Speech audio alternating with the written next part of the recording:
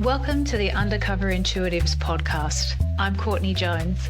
I'm an intuitive leadership coach, author, and medium.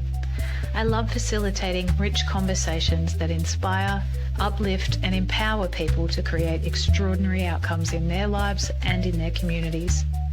In this podcast, we meet people who have followed their intuition to create amazing things. You may not know them, they may not be celebrities or have massive social media followings. They're people like you and me, working undercover to have a positive impact in the world.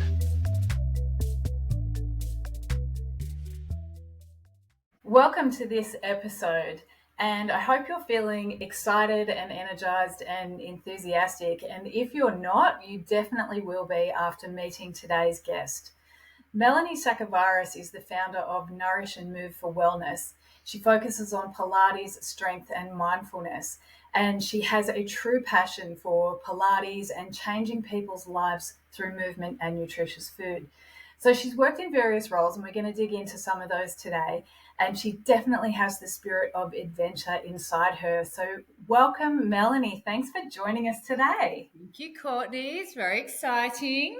It's nice to have you along, and I'm pleased that you agreed to come on and speak with us, because your focus in life right now is all about body and physical and movement. And that's, we've been going down the path of mind and heart. And so you're bringing it all together nicely and helping us, I guess, unpack how to ground all of that energy.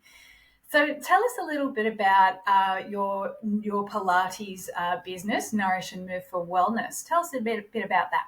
All right. I still get very excited about saying it because it was a vision I've had for such a long time. And to actually hear it as a real business, so a real thing, it still is like, oh, that's right, that's mine. Like that's my business. So Nourish and Move has only been going for 3 months. So it started this year, but the vision and the thought process has really been in my head for a long time, and probably started around the time I did the Kokoda Track, which was where I had that life-changing moment of, what do you want to do for the rest of your life? What is your dharma? What is your purpose? And I think spending time in a jungle, and I say it really familiar to you, obviously, because you were there with me, but our listeners don't know that, but I was with you. So, it's, you know what we were feeling, and spending that time in the jungle allows you the headspace that sometimes you don't get when you're doing your everyday life. And, I was a mother of 2. And at that stage in my life, I was actually a single mother of 2. Yeah. And I didn't have any time for myself. I was working in a corporate job. Deadlines were all around me, from what time I get to feed my children to what time I have to do a presentation. So the trip of the Kokoda was a thing for me that I gave myself. The physical challenge and the mateship and the history all came with it. But for me, it was a headspace that I could just achieve. I just hadn't had an opportunity to be able to have headspace for a number of years. Yeah. And I came from being a child, I guess, I was quite young when I had my first child. So I was a child, had a child, and just lived life. And didn't really have a lot of time to go, well, what do I want to do? Who do I want to be? Yeah. So then I did the Kokoda Track, and then here I was in the jungle where you could see the stars and the fireflies because it was so dark. And I was able to push myself beyond my own boundaries and beyond my own capabilities. And I think it gave me a really good grounding to go, you can do this. You can do hard, and you can do outside your comfort zone. And so that was where it was planted. I really feel that was where the seed was planted. So I left my corporate job. Yeah, you went home covered in mud, had a shower, and just changed your life, turned it upside down, didn't you? Absolutely. And so got rid of my heels and my business clothes to start a journey into the wellness and fitness industry. So actually went to uni and started to study psychology, and then Yeah. started the fitness side, Yeah. because I wanted not to be like a traditional person that sits in front of or someone sits in front of you on a lounge and tells you their problems. I'm like, movement is so important. And when people move, people talk. They Yeah. really are able to express themselves. And I Yeah. wanted that to be the form of therapy as opposed to just tell me what's going on. Yeah. Um, It's kind of interesting that that seed was planted, while we were on the Kokoda Track, and because you make an assumption about it, an adventure like that it's very physical, and that's going to be tough on your body, and definitely it was, and it was hard work. But you spend so much time in your head and processing and thinking, and you do have space even though you've got people around you. And so I just want to go back to, you said that the seed was planted and there was a moment of knowing. So talk to me about the tangible aspects of when you cottoned onto that thought or that feeling, and what knowing was like for you. Yeah, absolutely. And what's funny about you talking about like that knowing where are there, those tangible sort of feelings and everything. When I smell wood smoke, I transport almost back to New Wow. Guinea, or Wow. almost instantly go back there. Um, and there's lots of smells that I get that remind me of that time. So that then puts me in the headspace of when it all begun. Yeah. And it is this real thing of a deep excitement that you do feel when you start to think about something that I think I could do that. Yeah. That's like what I want to do. So Um, that excited is like the flavor of your knowing. You're like, if I'm yeah. excited, that's guidance, that's knowing, that's intuition. Yeah, Yeah. yeah, and for me, um, I've felt what it feels like when it's not right, and I've also felt like as I've evolved over the last few years, I've become more aware of how my body is feeling Yeah. and those signals, because I do believe we're getting signals all the time, like All the every time. day, Yeah. um, with everything that we're deciding on. And the problem is we don't know what the signals are, or we are ignoring the signals. I think Yeah. Yeah. that's what It, we do. and I think it's poignant that you said you have had experiences of knowing when something is not right. So, if for you knowing and truth and positivity is a feeling of excitement, what is the how is the not right feeling, or what does that feel like when you're not on your path or you're off course? I literally feel sick, Yeah. nauseous. I feel all these feelings of this is not right. Yeah. Um, and when I was a little bit off track from the last 2 years before I've got here, and it actually became almost like nerve pain through my body.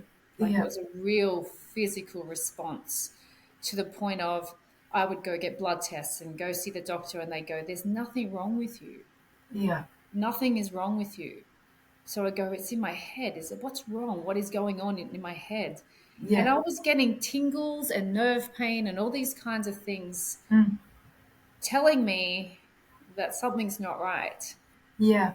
Then I had to try and figure out Mm. what it was. It takes a lot of guts to acknowledge that what you're feeling physically is not a symptom of a physical injury Mm. or an illness, and that it's something going on in you emotionally, mentally, psychically, however you like to, to phrase that.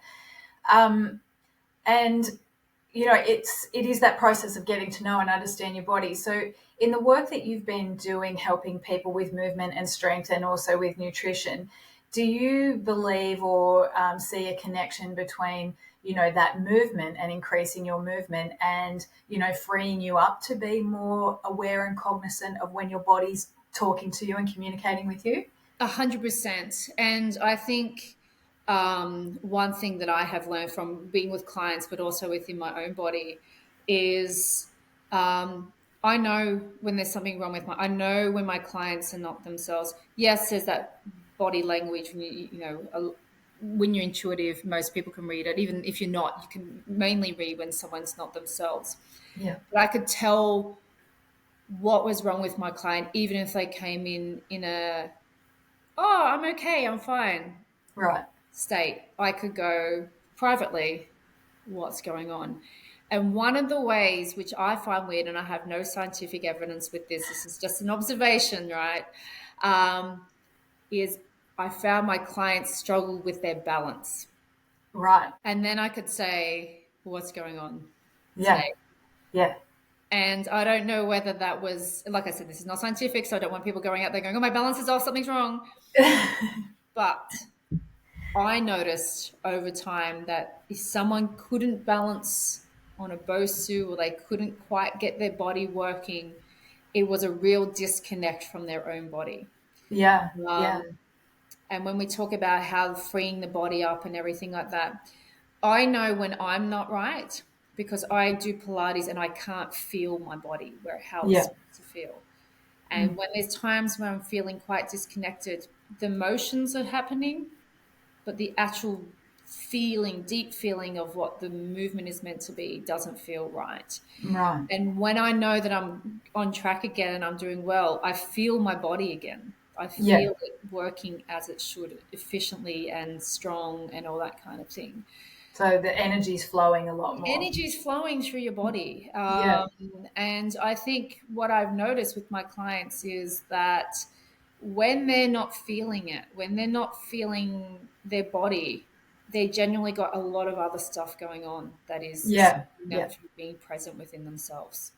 And that's it's a very sharp observation that you've made, because balance is an indicator of energetic alignment, and in kinesiology, the practice uses muscle testing for strength and also for balance, and you can teach yourself. And I teach my clients a technique called a postural sway, which is where you use your balance to indicate a positive or a negative. So, that's very, you've observed that very acutely and not realized that it is a thing. And so do you think that the more you work with people one-on-one, the more tuned in you get and the more observant and sharper your intuition gets over time? Absolutely. And I'm finding I'm understanding my own body, but also understanding other people's energies as well and how they're feeling.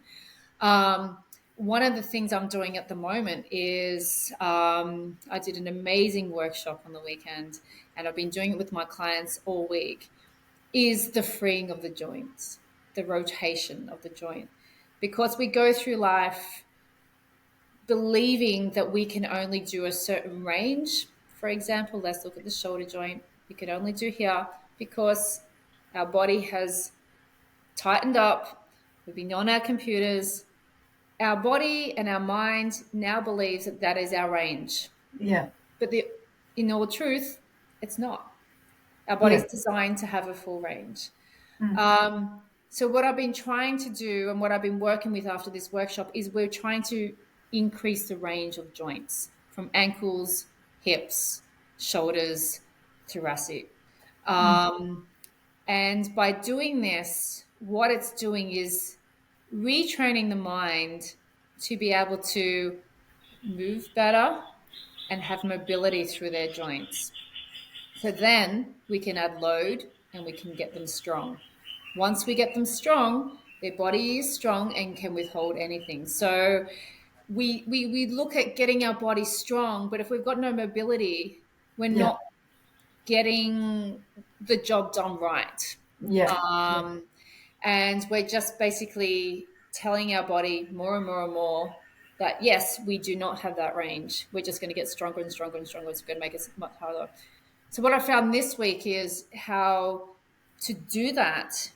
My clients have had to just focus on their body and really isolate, for example, the hip joint, which really gets them deep into their body.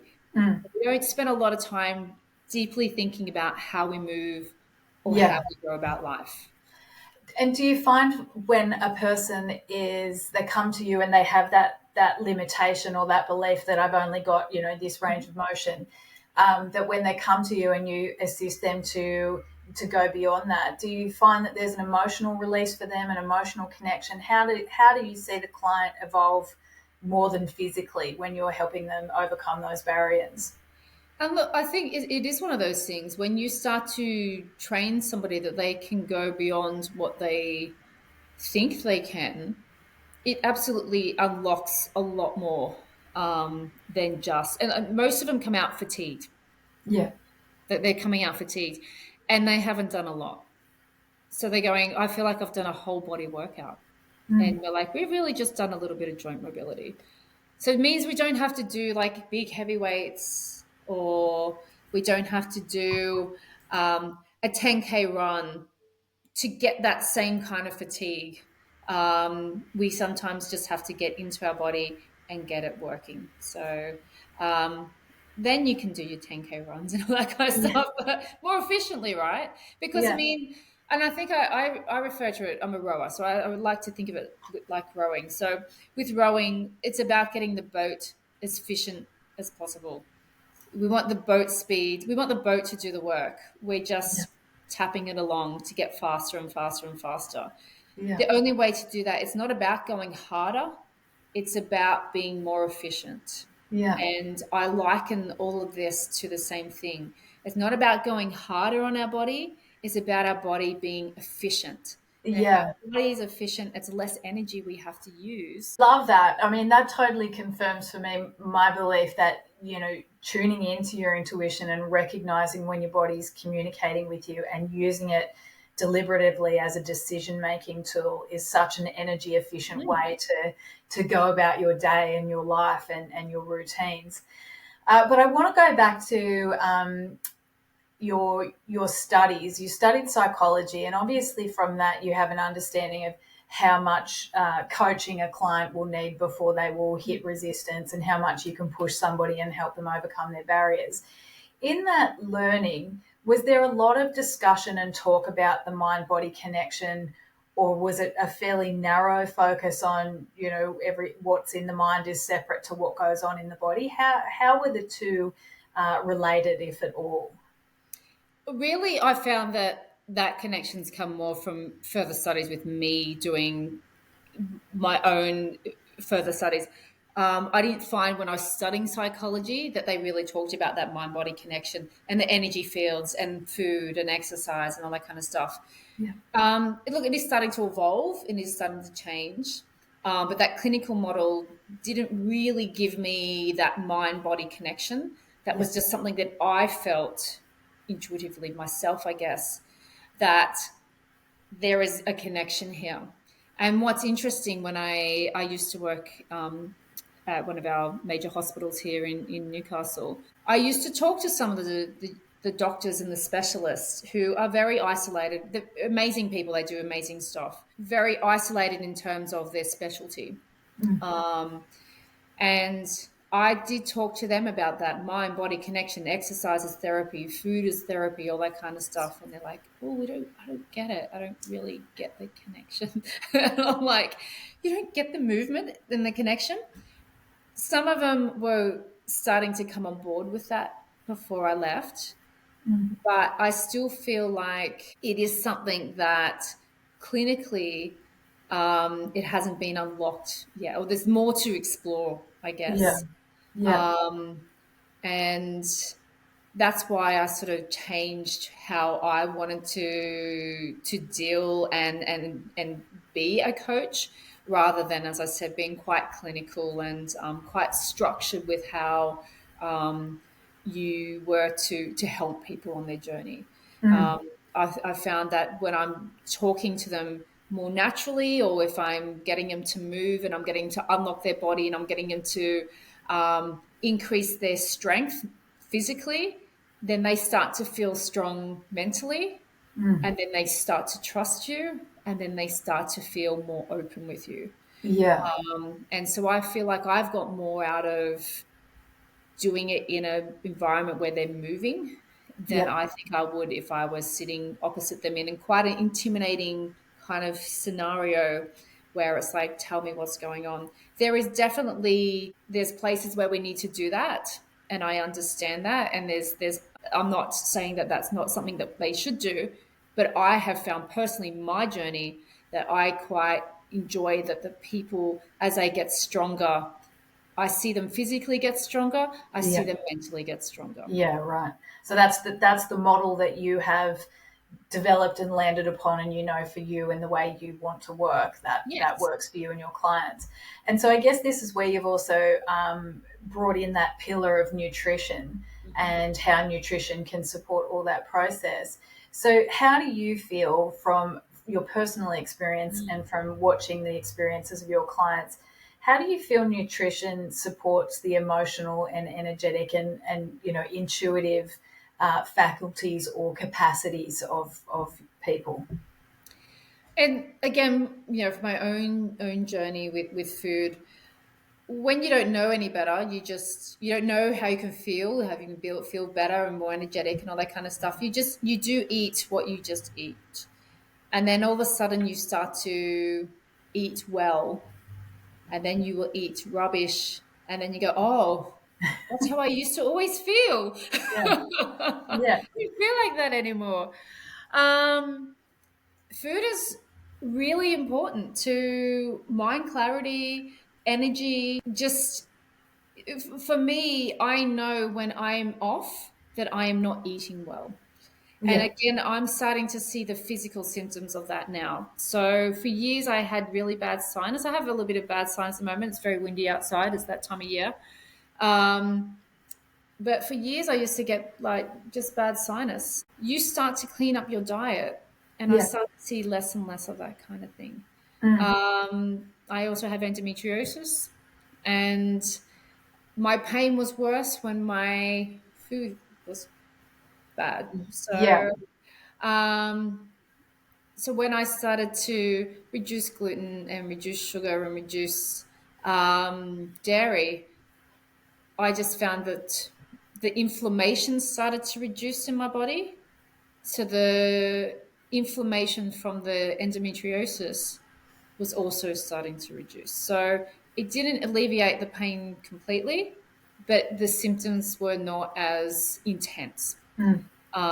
So I know within myself that I have a better clarity when I'm eating well. I perform better. I even sleep better because my digestive system's not sluggish. So all those little things have a roll-on effect. And and it's interesting you said when you're not in the right space, your diet slips, and sometimes it's hard to know what comes first. Does the diet kind of knock you off kilter, or but we do know emotional eating, it is a thing, and people eat for a range of comfort and security and emotional reasons. And there's even been some really deep research done on what each food group or what your craving is telling you about your emotional state. Crunchy things are helping resolve frustration, and dairy products, cheese, creates the same chemical reaction in the brain as antidepressants. So, cheese is like a boost, and so is chocolate. Chocolate means you're wanting love and endorphins and all those kinds of things. So, there's a lot of work around that. And I'm wondering, when you're working with your clients, are you helping them to either subtly or, really directly, are you helping them to recognize what their eating patterns are doing and whether or not it's emotional, or helping them to recognize how they're feeling after they're eating? How do you tie it in to help them on their healing journey? It's more about those subtle little changes that we can make, because the other thing is the confusion of what is healthy and what is not healthy. And what is a better option. And I think through my journey with food, what I thought was healthy eating years ago is not what I know now. So the more you know, the better you are at making informed decisions that are better for your body. And what I found is that people, it's not their fault. We've got that much advertising going on, right? This is healthy. Nutri-Grain's healthy, right? um, it's confusing, and Yeah. people are busy. So when you've got advertising saying that this is a healthy food, this is a healthy food, look at our 5-star rating. If you don't know how to look at a food label and go, "Oh, actually, that isn't healthy," or Mm. "That's highly processed," if you haven't been taught that, or we don't have time to be looking at labels when we're at a supermarket, then you're going to be confused by marketing, and you're going to make a choice made on a very quick ad. And that's why that's very Yeah. clever, right? That's Yes. how they Yeah. get you. They Yeah. get you in thinking, oh, yeah, that's a healthier option.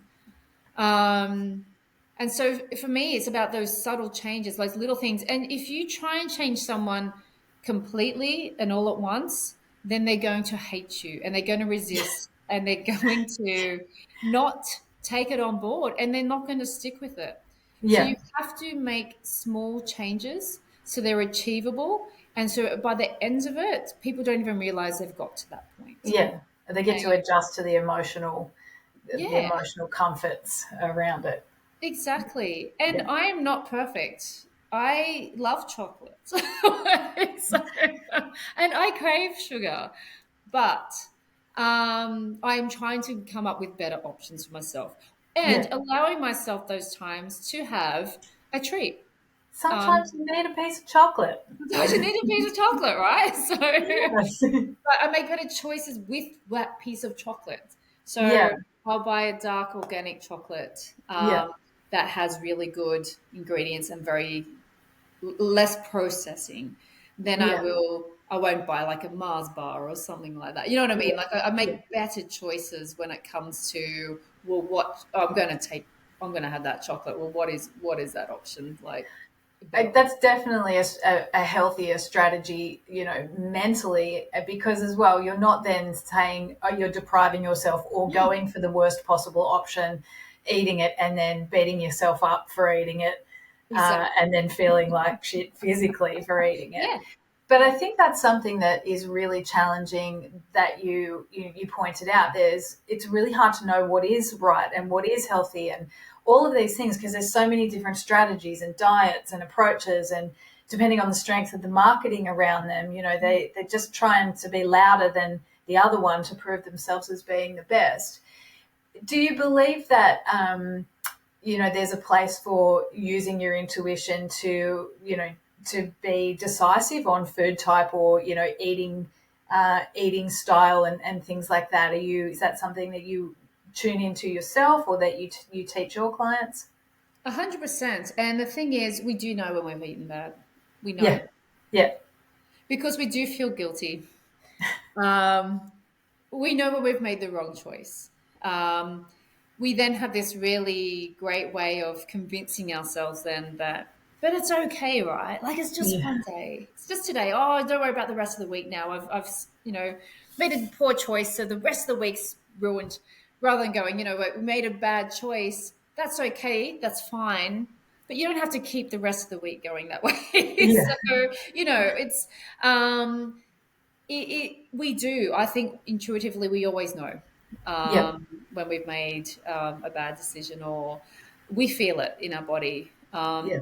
And I said, once you start to really clean up your diet, you do know immediately when you've had something that your body doesn't like or doesn't agree with without having to do elimination diets and stuff like that. You can actually go, okay, my body does not feel that well Yes. anymore. So, Yeah.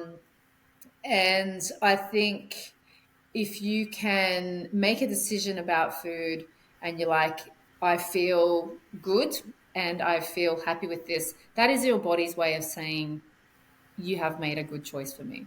Yeah. So it's not about being extreme, it's about listening and testing and adjusting. Yeah, Yeah. exactly. And like I said, Yeah. if I have a really nice organic chocolate, because I have a really nice organic chocolate in my fridge at the moment, it's I don't feel guilty with that Yeah. because that is my little treat for myself. It's high, like really good ingredients. Um, and I have like two little squares. And because it's such a high quality chocolate, that's really all you need. Yeah. Um, So your body does give you those signals. Yeah. Your body tells you when you're full, when you've eaten good food.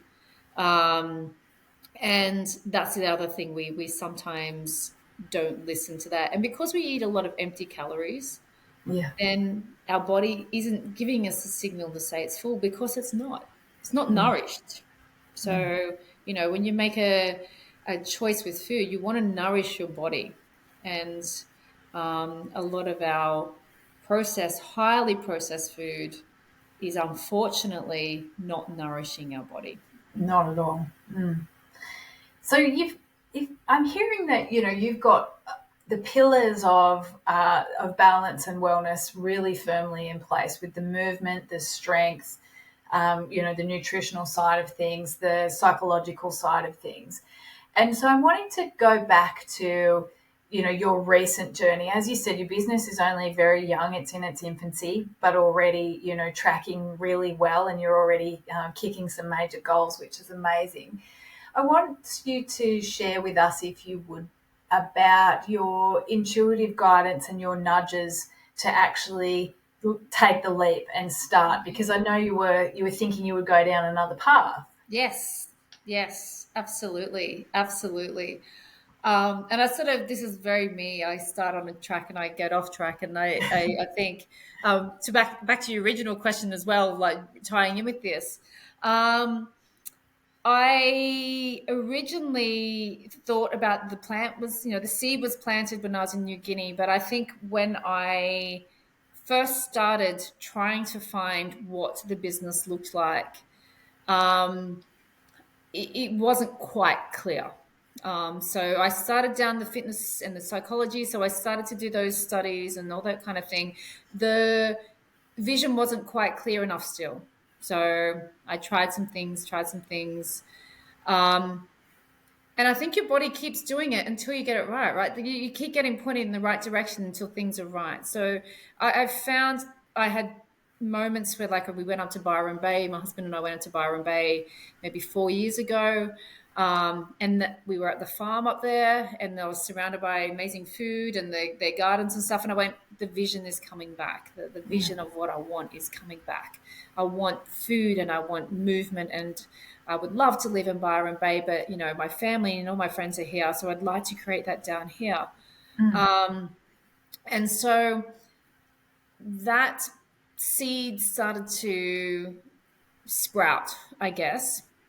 And so as that was happening, I started to get that excited feeling again. Right. So then it starts presenting to you things like courses that you go, oh, actually, that course will be what I need for me to have that business. That book just from the bookshelf just comes out at you, and you go, I must read that book. For some reason, it's telling me I need to buy and read that book. Different podcasts, all those kinds of things pop up, and then one podcast listens to you, it gives you some insight to listen to another podcast, and then all of a sudden you start getting all this information around you and it just seems like magic. Everything you want is being presented to you to make informed decisions. And so for me, that was all happening, and that was all exciting, and I knew what the vision looked like. And I was presented another opportunity, and that was kind of put in front of me. And I guess what happens is, when an opportunity is presented to you that seems safer, you go, maybe I should take that opportunity. Because there's less risk involved, right? So that's a little bit more comfortable. That's a guaranteed. If I stay here, I'm safe. So then you start to lose track again. I get off track, and I'm not following what I should be doing. But the closer I got to that other opportunity, because at first I was quite happy to take that on board, that sick feeling, we're talking about sick, things really started to bubble up for me. And I kept looking at the opportunity going, but that's safe. I can do what I want to do. I've got this really good, safe opportunity in front of me. But something still didn't feel right. And then I start going, no, it's just fear. It's fear. We reason with ourselves, right? Like, Yeah. happening. And we have to keep going back to ourselves and saying, no, you're fine. You're fine. Keep going down your safe path. Yeah. But something was trying to pull me away. And I think for me, it was a realization that I, being safe, was giving my future and my goals and my dreams to someone else. I had given my steering wheel to someone else Yeah. to present my dream life. And you can't do that. You No. can't allow someone else to do that. You have to control your own steering wheel. Yeah. And I think this is in lots of, like, people go to work every day and they are being in that safe zone, and they're being, I don't like to use the word control, but they are allowing someone else to steer their wheel, Giving their power away. giving their power to someone else. Surrendering their power. Yeah. And they're going, these are what days you work. Yeah. This is when you can have time off. Yeah. This is your limit within your role. This is your value. This is how much we're going to pay you. So your value is worth this. And because we like to feel safe, we go, okay, I'm okay with that. You have made that decision and I agree with you. Yeah. But for me, I was like, I feel like I need to take the steering wheel back. Yeah. And I need to make my worth what I think my worth is. And I need to be brave. And I have a vision and it's really strong. And the more I started thinking about it, the more information kept coming to me. All these weird things from nowhere were coming to me going, this is the right decision. You need to make that decision. So for me, I feel like it was my time to take my steering wheel back. Yeah. Because when you don't have control of the steering wheel, you just never feel quite right. You feel like you're going in a direction in a car, but you're not driving. You're following the wrong map. Yeah. So you said you need to be brave. At what point do you feel you switched from just being bold, courageous, arsey, brave into, trusting in what you were getting and trusting it, following, trusting some more, following again?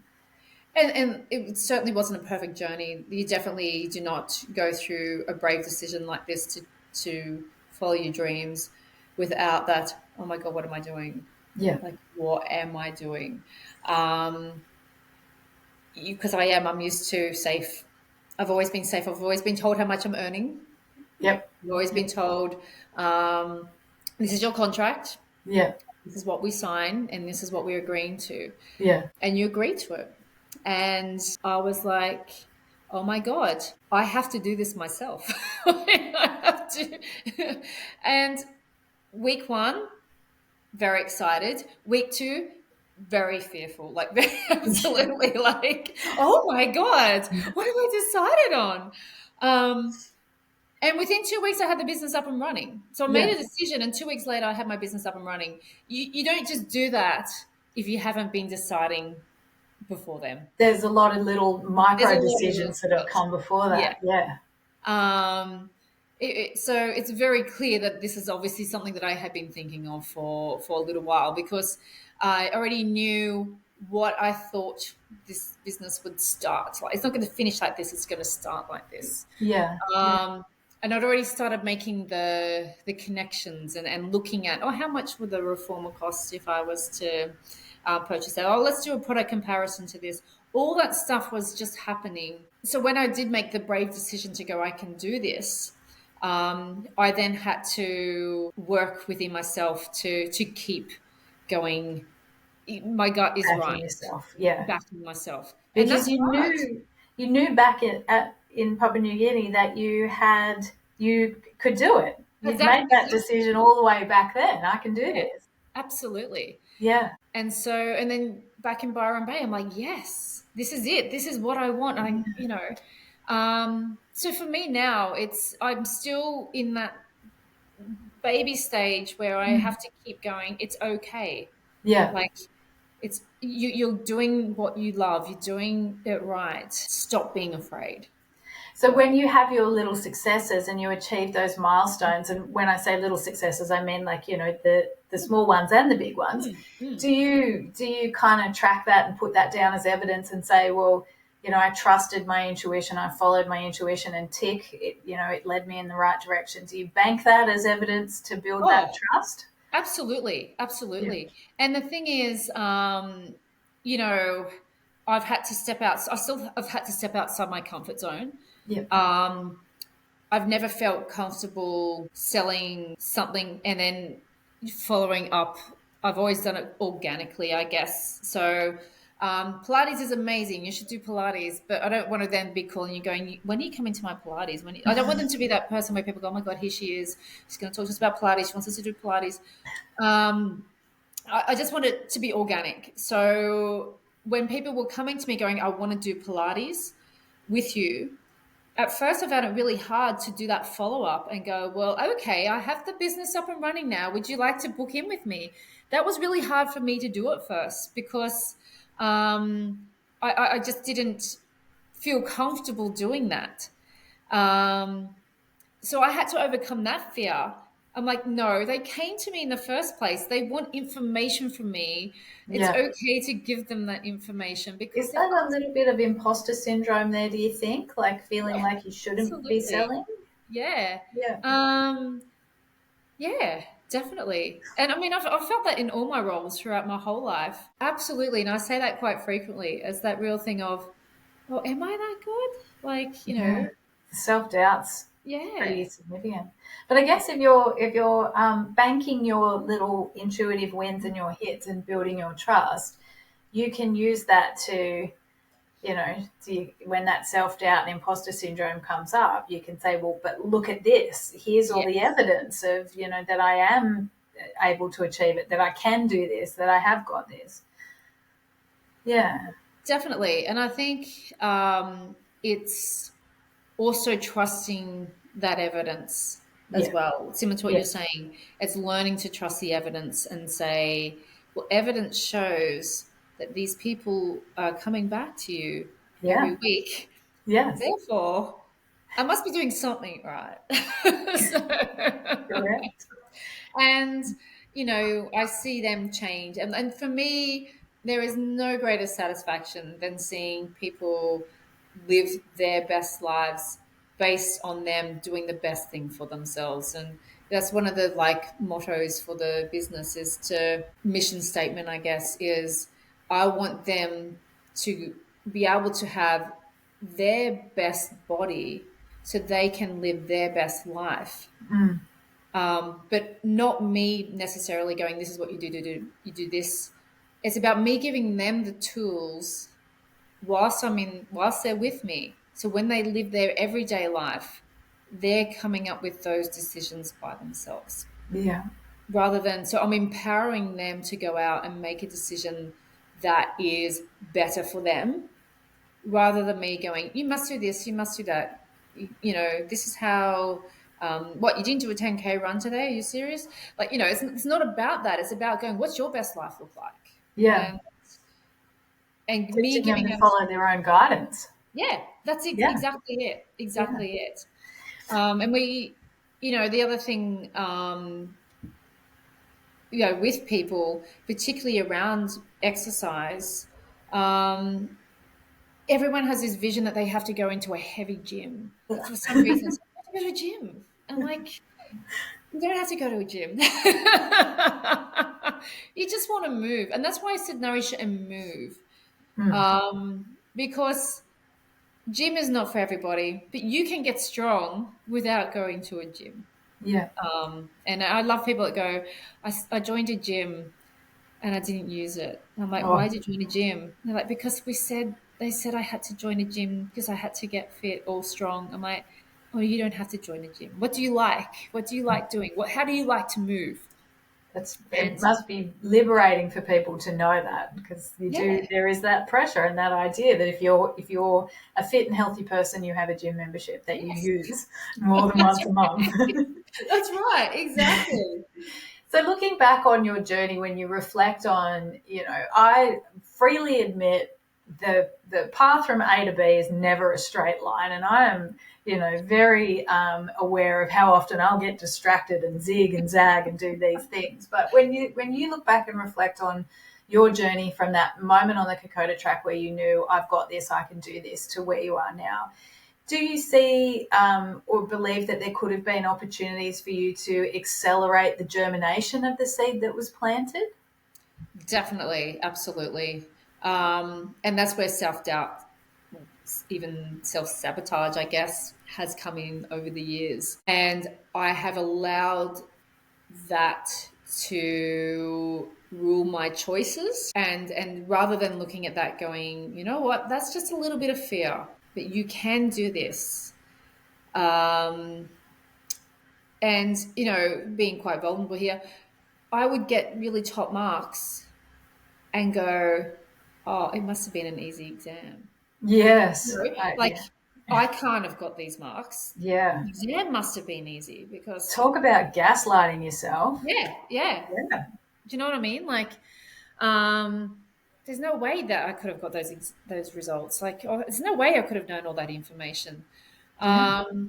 And because of that, there is definitely times where I have definitely put up those barriers in front of myself, believing I wasn't good enough. And I don't even really know where that self-belief has come from. And I've been thinking about it a lot lately. I've had a lot of time to sort of reflect on how I work as I'm getting older, and I guess as I'm getting to know more about it as well. And I can only think, the only thing I can think of where that self-doubt came from, because I had a very good childhood where I was loved and surrounded by people who believed in me, teachers, parents, friends and family. I can only think that it came from when I was running at state athletics when I was 16. So very, an age where you're very vulnerable and you're sucking a lot of stuff in your peers. What they tell you can, really get to you. And guess what you do know now, and this is kind of interesting because, regardless of what happened all those years ago, that old story that we tell ourselves, and it's the same bullshit, and we try and tie it to a root cause and a key trauma. And at the end of the day, when you're being present and you're following your guidance, whatever the cause was or the reason, it doesn't matter. You can acknowledge it and you can accept it as something that happened, but you don't need to keep using it as a crutch or a shield or a reason. And so now that you are aware of that and that you have this tendency to sometimes, bullshit yourself and self-sabotage, but you fully have your hands on the steering wheel, where do you see things going for you in the next 12 months to 3 years? What are your aspirations? How would you like things to play out? Yeah. And for me, I have 5 stages of the business. So I'm currently sitting in stage 1. I'm also re-educating myself. So I'm actually going back to the basis of how Pilates started and redoing it all, because I actually want to become an educator. Right. So to do that, you have to go all the way back to the beginning. And it's things I'm learning now is so different to when I first started learning Pilates, because I've got a different way of looking at Pilates. I've evolved with Pilates. I've seen more people. So it's like I'm learning a whole new thing, but it's not. It's just I've changed. So the information given to me feels different, but it's not. I've just got a different way of interpreting it. But the stages are, this is stage 1, to get the Pilates business up and running. Stage 2 becomes the strength side. Stage 3 is incorporating the nutrition. Stage 4 is education.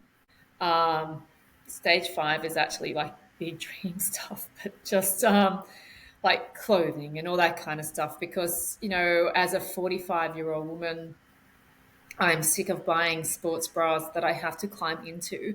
But for now, with the business, it's about being present with the people I have. Yeah. In every moment I'm with them, being as present as possible, and loving my craft again. Yeah. Like really loving it. Wow. I might not need to be there all the time, but I can sit there and go, these are some things that you guys can do on your own, empowering them, right? To be a better version of, I don't even like to say better version of yourself, because we are good people, right? And Yeah, you talk we're already about, perfect. it's not about being a better version. It's just about being more efficient. Yeah. It sounds like if you stay, I truly believe you will achieve all of this because, I know you and I've seen what you can do. So if you ever want evidence, just give me a call and I'll give you the list of things that I've seen. But, I do know that if you stay connected to that vision and if you stay connected to that passion and your intuition, that excited feeling you get, then I know you're absolutely going to get there. So I'm so pleased that you agreed to come and have a chat with me today and to just share a little bit about your journey and how it's all played out. And I'm sure that our listeners have gotten some really great insights about perhaps some of their own patterns and steps on the way. I hope, Melanie, that you will come back perhaps in 12 months' time and talk to us about how that's expanded. And I'm sure that even though the vision is very grand, I'm sure that there will be even more to it that you can't even possibly predict. So yeah. I wish you so much luck and so much love, and I can't wait to get an update from you when we next meet again. Sounds amazing, Court. Thank you so much for listening, and thank you for being part of that journey as well, because you were part of the Kokoda journey, but you've also been somebody that has been a good sounding board for me, and you're someone I trust and love and believe in. So a lot of your amazing advice has been wonderful for me and really helped me on my journey. So thank you. You have been a huge part of my journey as well. So thank you very much. It does make me feel all gooey on inside. So we'll say goodbye for now, but I'm sure we'll have you back and we'll hear more about it. So that's it for Undercover Intuitives today, and I look forward to seeing you all next time.